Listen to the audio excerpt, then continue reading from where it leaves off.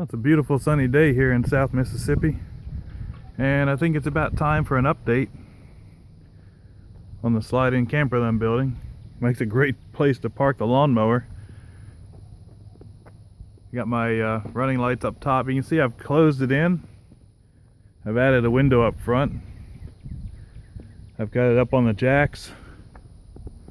So far, no other holes in the side except for where the power is going in.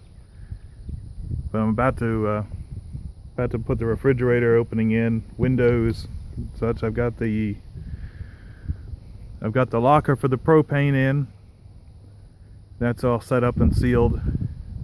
I've got the vent tubes and all that. That all came out of the donor camper. And let's see, I've got trim. I've got gutter all on the top there, around the more trim with a red inset, because that's the truck it's going on. So it's not going to look crazy having red trim when you're sitting it on something with flames.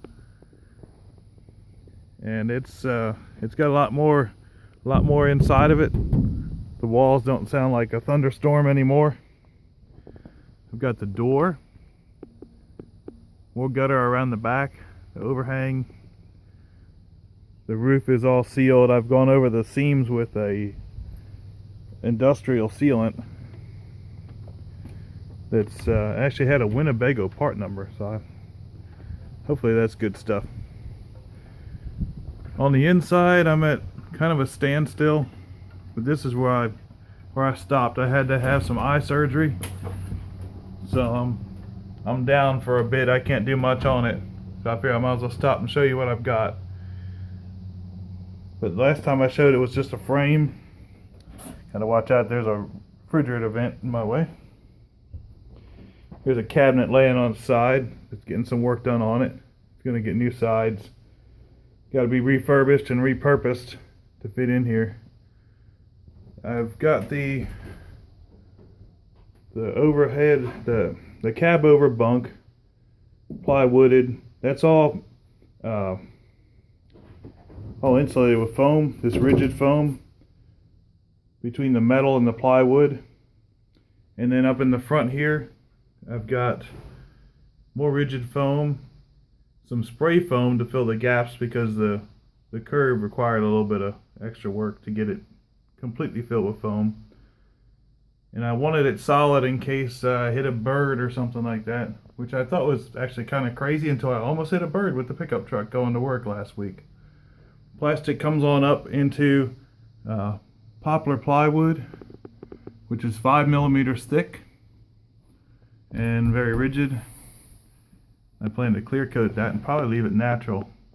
Nothing on the walls yet. There's going to be window foam, more plywood, and you can see some wood on the walls. Not a whole lot on this side yet, but there's more over here. There's wood up here where the air conditioner is going to go to create that opening. There's wood over here where an overhead compartment is going to go. Same thing over here. I've got overhead cabinets that are coming out of the donor that are going in here. And down low, let's see, here's the LP locker on the inside. I've got this cabinet in the way. I wanted to give you a little update. I've got this wall in place down to there. In the back here, I've already added a fantastic vent, and I debated on whether to spend the money or not, but I'm glad I did, because these things are amazing. It'll move a lot of air. Just as soon as you open it, it'll switch on. And that was the other reason for putting in the window down here, to get some breeze flowing on hot days.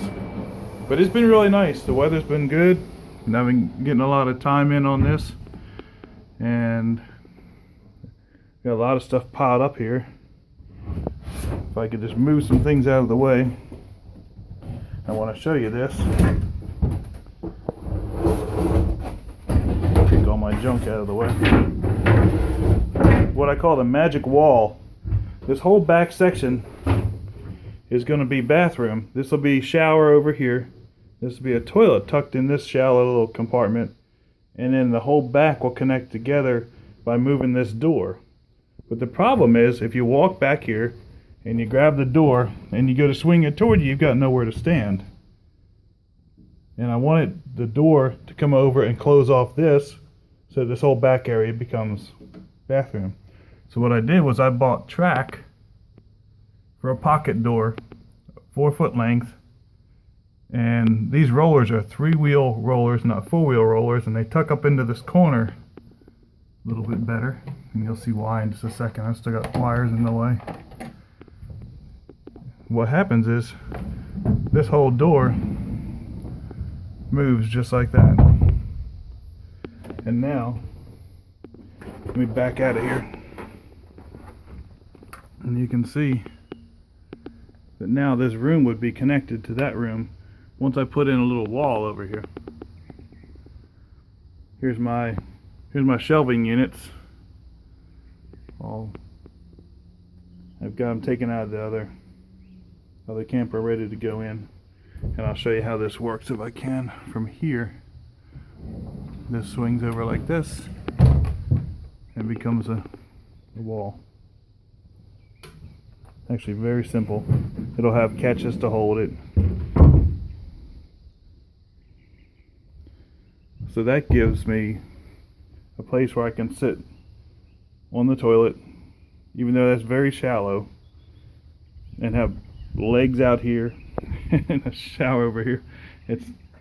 Sorry, this is terrible. I got insulation all in the way, but all that was supposed to go up last weekend. I ended up having to make a trip to have an emergency surgery, so not much get done, but it's coming along. And as you can see, I've got more wood up in the ceiling.